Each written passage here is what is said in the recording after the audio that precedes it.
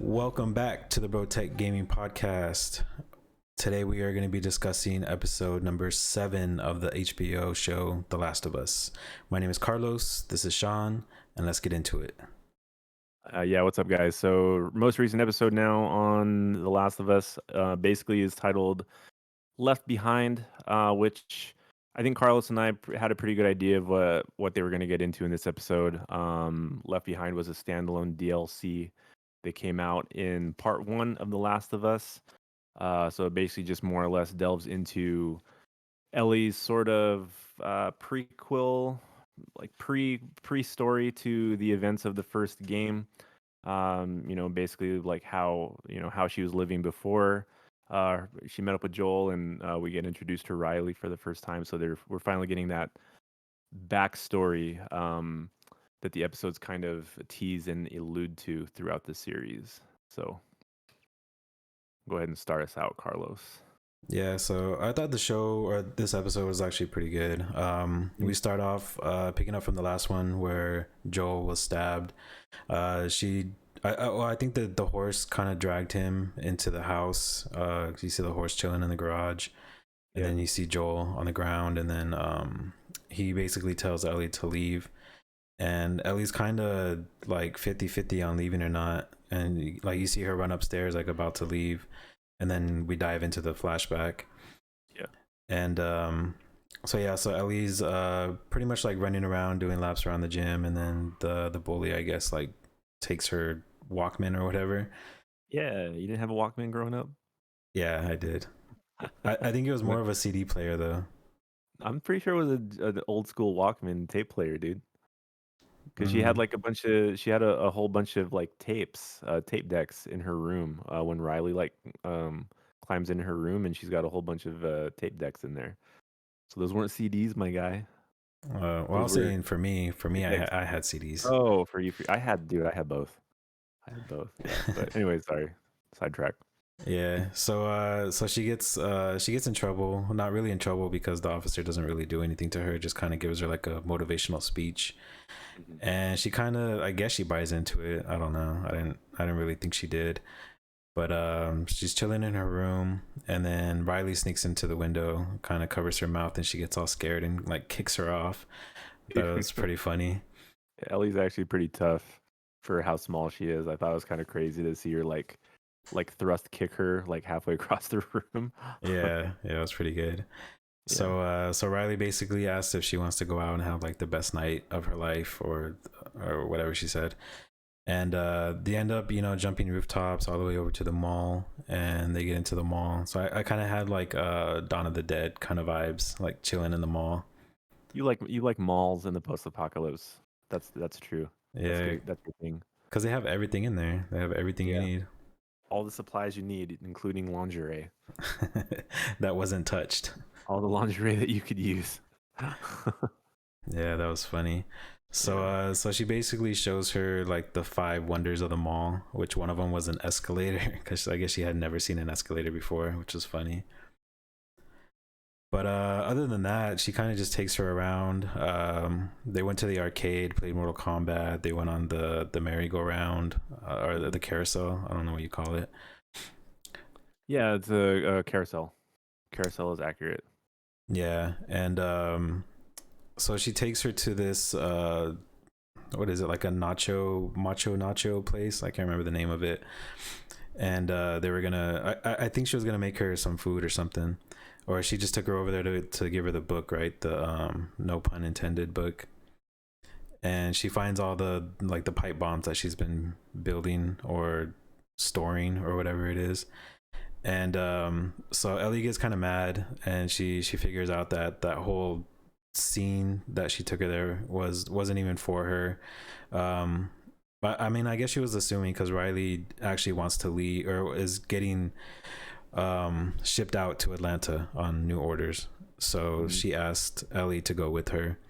And so while they're playing, one of the infected that's like warped into the wall kind of like wakes up and starts like wandering the mall. And then they meet them in the Halloween shop, and this is pretty much where Ellie gets bit. So you can kind of see how and like how Ellie got bit, and you saw like Riley get bit in the hand too.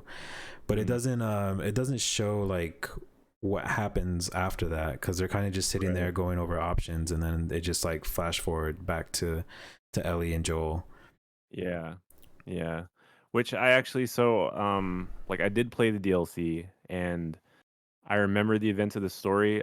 For some reason I thought that we did have a scene of what happens with Riley and Ellie after the fact. I might be having like that Mandela effect in my brain because I thought for some reason that we actually got to see something happen, but actually the show pretty much ends the same way the game did. Um, so that was kind of surprising, but I mean it was okay. Yeah, so Ellie's like going through the house looking for something to help Joel. She finds the little needle and the thread, and I was like, she's gonna need like some alcohol or something, but she just like straight like did that shit raw, just straight stuck it in him. And then when she Yeah. stuck it in, I was like, oh my god, too deep, because it looked like she went like really like into his like body, like his stomach. But yeah, so that was pretty much the episode. Yeah, I mean it was pretty straightforward. I think this one was directed by Neil Druckmann, so it definitely had like all the feels that you would expect from the Last of Us show. It felt very accurate. It felt very parallel to how it was in the game, other than we did have like that intro section of like, Ellie kind of living within the Fedra complex. So a little bit more backstory on that. But overall, I thought the story was pretty good. I like the character development between her and Riley. Like I thought that they were really like good together. Michelle actually pointed out a funny Easter egg. So the I didn't know that the actress that played Riley in the show is Zendaya's sister in Euphoria. Oh, that is right. Storm Reed. Yeah, so I didn't know that, and Michelle pointed that out. So I thought that was kind of cool. But uh, yeah, I mean, overall, I thought the episode was good. I thought it was fine. I don't think I was expecting very much from it. It kind of felt filler-ish in the same way that the last episode kind of felt filler-ish to me too. Which maybe that's the intent, building up to two very climactic episodes. But yeah, what did you think about it? I thought it was pretty good. I think this episode was the main point to get across was how she got bit and Ellie's like sexual orientation, because it doesn't say that she was a lesbian in the show. This is like the first time that they actually point that out.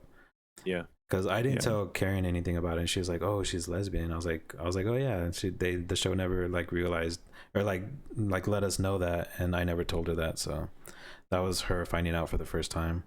Which is actually kind of the way it was in the game too, because you didn't know she was in the game until the DLC came out, and that was the first time you're like, oh, like I didn't know that Ellie was lesbian either. So it was pretty accurate to the game, I'd say. Yeah, it was pretty good. I would say the episode in a whole was pretty good. I would give it an 8. I thought it was pretty good. Like we actually got Mm. like an infected in it. That's all I Yeah, wanted was an infected. yeah, and the fight scene was pretty cool. Even though it was a little short, it was still Yeah. good.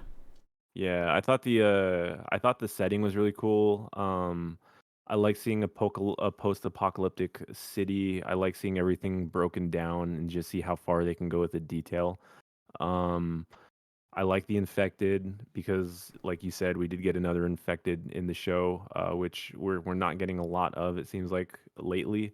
Um, I thought the makeup design was really cool. Like I thought he looked really good and convincing as an infected person. The whole time we were watching the episode, and like Michelle said it too, it's just like they're making so much noise, like like somebody's gonna hear it, but it's just they've got this big gigantic mall all to themselves, and they're just like making all this noise in there. I'm actually surprised there weren't more more infected that showed up. Yeah, I But guess it was just that one strangler that got stuck in there when they boarded it up. yeah, yeah, very true, very true.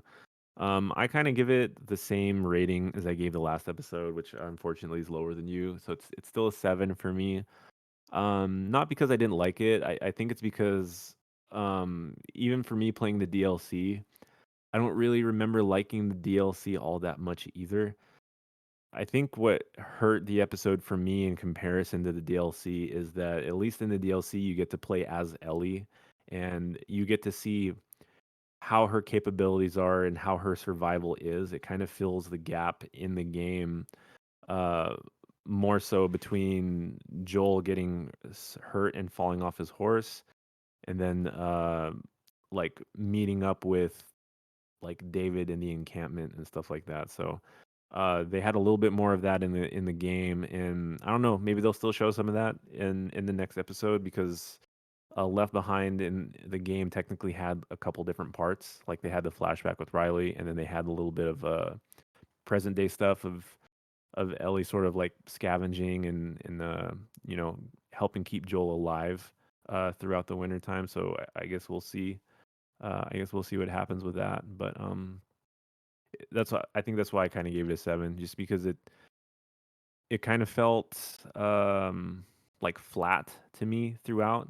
But I did appreciate the character building and her relationship with Riley. It's just even in the game, it gave me a little bit more, which we didn't get in the show so much. Yeah, I feel like we're really like we're missing a lot from the game Mm-hmm.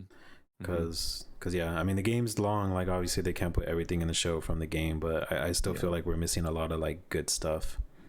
Yeah, and I mean, I guess it kind of makes sense because comparing, you know, the way you write a show versus how you write a game is the game constantly has to keep you engaged. It has to constantly keep pulling you in, and it's like set piece after set piece after set piece. Whereas with a show, you kind of have to have like this slow sort of like build up to like a climax, and I feel like that's really what they're doing. Um, you know, we've really yet to see Joel as a very uh, you know, like capable individual um in the show specifically. Like you kind of see like his highs and lows, and he's not quite as hardened and badass as Joel is in the game.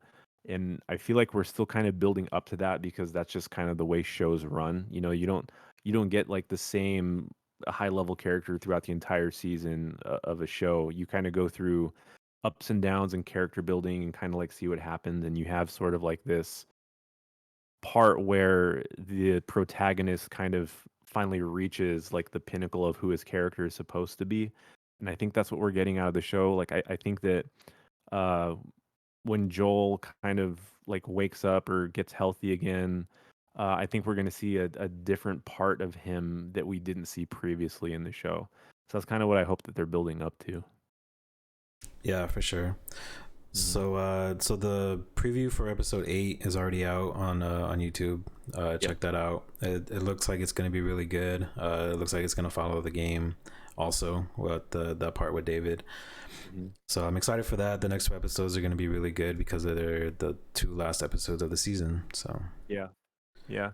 Which I'm kind of curious because like I feel like we're getting like a very different version of like David and how they meet. And like I'm kind of choosing not to play through the game right now because I feel like the game is almost spoiling the show for me a little bit, like the parts that I'm really hazy on. Like it looks like when we find David, there's like a whole group there and like a community. It looks like they're having like a little like a team meeting or something like in this cabin or a church or something like that. And I don't really remember that in the game. Which, you know, I could be wrong, but I guess we'll see. We'll see how the next episode goes, and you know, I really hope they drive it home because I remember that part of the game being very very tense and very climactic. So yeah, yes. The game was really good. for sure, dude. All right, so I gave it an 8. You gave it a 7, Another and 7, yeah. But I mean, it's a high 7. It's a very high promising 7 from an extremely biased point of view. So I think that's still pretty good. all right. So I think we're gonna wrap up this one. We're gonna keep this one pretty short because the episode was pretty short as well. Yeah, for sure, for sure. So thank you guys for tuning in. My name is Carlos. This is Sean. You guys are watching the Bro Tech Gaming Podcast, reviewing The Last of Us episode number 7. All right, and thanks guys once again for joining us. Catch you guys on the next episode. Bye.